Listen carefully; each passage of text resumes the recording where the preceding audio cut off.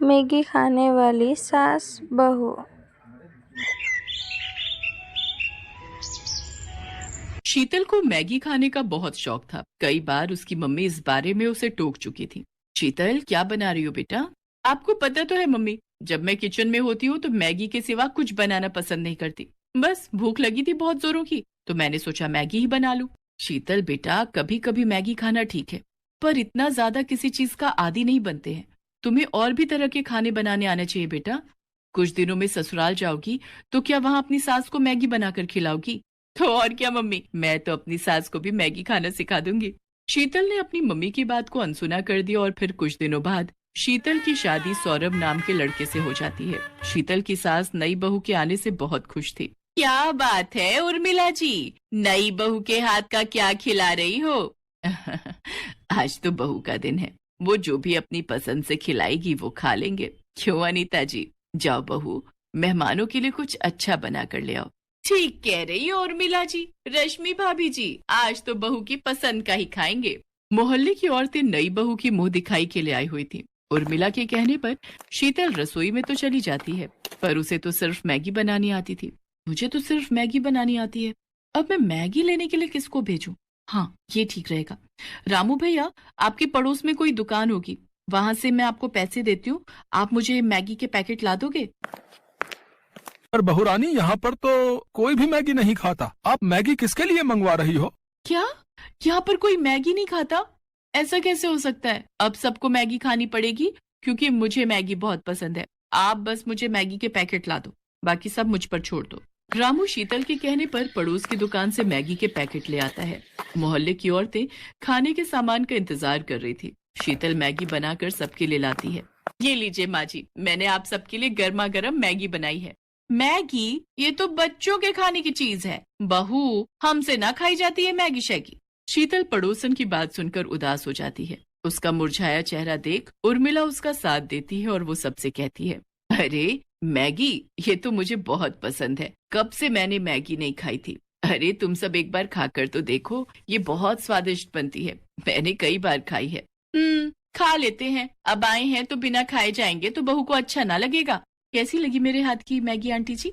पड़ोसन धीरे से मुस्कुरा देती है, क्योंकि उन्हें ये सब खाने की आदत नहीं थी। कुछ देर बाद सब मेहमान चले जाते हैं। उस दिन की बात खत्म हो जाती है, पर अब तो अक्सर ही शीतल मैगी बनाने लगी। धीरे धीरे मैगी खाने की आदत उसकी सास को भी लगी। अरे शीतल बहू, वो तू जो मैगी बनाती है जरा सी बना ले, बड़ी स्वाद लगती है। पता नहीं तूने कैसी आदत डाल दी है, मन करता है रोजाना ही मैगी बनाकर खाओ। झट से तैयार हो जाती है, समय भी बच जाता है और पेट भी भर जाता है। तभी तो माँ जी मुझे मैगी बहुत पसंद है। अच्छा हुआ आप भी मेरी तरह मैगी खाने के आदी हो गए। आप बैठो, मैं आपके और अपने लिए जल्दी से चटपटी मैगी बनाकर लाती हूँ, फिर साथ में चाय पियेंगे। भैया 10 पैकेट मैगी के देना। क्या बात है रामू भैया, आजकल बड़े मैगी के पैकेट खरीद रहे हो? दोनों मेहमान ज्यादा आने लगे हैं क्या? अरे नहीं भीमा भैया, शीतल बहुरानी और माँ जी दोनों ही मैगी बड़े शौक से खावत हैं।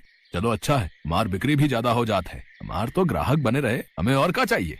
उर्मिला और शीतल की मैगी खाने की आदत दिन पर दिन बढ़ती जा रही थी और ये देखकर सौरभ और उसके पापा भी गुस्सा करने लगे। पापा, इन दोनों की मैगी खाने की आदत कितनी बढ़ गई है। क्या करें बेटा, दोनों ही नहीं समझती हैं। जब देखो तब घर में मैगी बनती रहती है, बस हो गया। इन दोनों को कौन समझाए कि मैगी खाना बुरी बात नहीं है, पर हद से ज्यादा किसी भी चीज की आदत शरीर को नुकसान पहुंचाती है।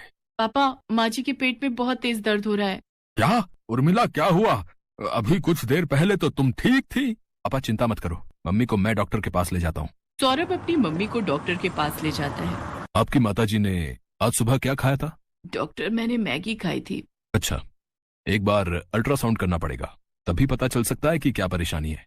बाकी मैं ये दर्द की दवाइयां दे रहा हूँ, आप इसे ले लेना, इससे आराम आ जाएगा। फिर अल्ट्रासाउंड की रिपोर्ट के बाद ही हम आगे का इलाज शुरू करेंगे। डॉक्टर उर्मिला को दर्द की दवाई दे देता है। अगले दिन उर्मिला की अल्ट्रासाउंड की रिपोर्ट आती है, जिसमें पता चलता है कि उर्मिला का लीवर बढ़ गया है और उसमें सूजन है, जिसका मुख्य कारण मैदे का ज्यादा सेवन है। अब कुछ टाइम तक इनको मैदे से बनी कोई भी चीज नहीं खानी है, यहाँ तक कि ज्यादा तेल, मिर्च, मसाले सब कुछ अवॉइड करना है। उर्मिला की तबीयत खराब देख शीतल को बहुत दुख होता है। आज मेरी वजह से माँ जी की यह हालत है। मैंने ही उन्हें मैगी खाने की आदत डाली। हमने 1 या 2 बार नहीं बल्कि रोजाना ही मैगी खाई, जिस कारण आज माँ जी की तबीयत खराब हो गई। मुझे माफ कर दो माँ जी, आज मेरे कारण आपकी तबीयत खराब हो गई। ना मेरी बच्ची, रो नहीं। देख, मैंने दवाई ली है, मैं अब ठीक हूँ। कुछ दिन आराम करूंगी, फिर मैं ठीक हो जाऊंगी। ये डॉक्टर तो ऐसे ही डराते रहते हैं, मुझे कुछ नहीं हुआ है। माँ अब तुम आराम करो और समय पर दवाई देनी है, इस बात का ध्यान रहे शीतल। अब चिंता मत करो, मैं माँ जी का पूरा ख्याल रखूंगी। शीतल उर्मिला का बहुत ध्यान रखती है। कुछ दिनों में उर्मिला बिल्कुल ठीक हो जाती है। शीतल बहू, मैगी खाने का बहुत दिल कर रहा था। कई दिनों से उबला हुआ खाना खा रही थी, कुछ चटपटा खाने का मन है। माँ जी, मैगी तो मैं बना लूंगी, पर हम दोनों आज एक दूसरे से ये वादा करते हैं कि हम दोनों महीने में सिर्फ 2 बार ही मैगी खाएंगे, इससे ज्यादा नहीं, क्योंकि हमारी प्यारी मैगी के बिना हम दोनों नहीं रह सकते। ये दोनों सास बहू भी ना भाई मैगी लवर हैं। इसी बात पर सब ठहाका लगाकर हंस देते हैं।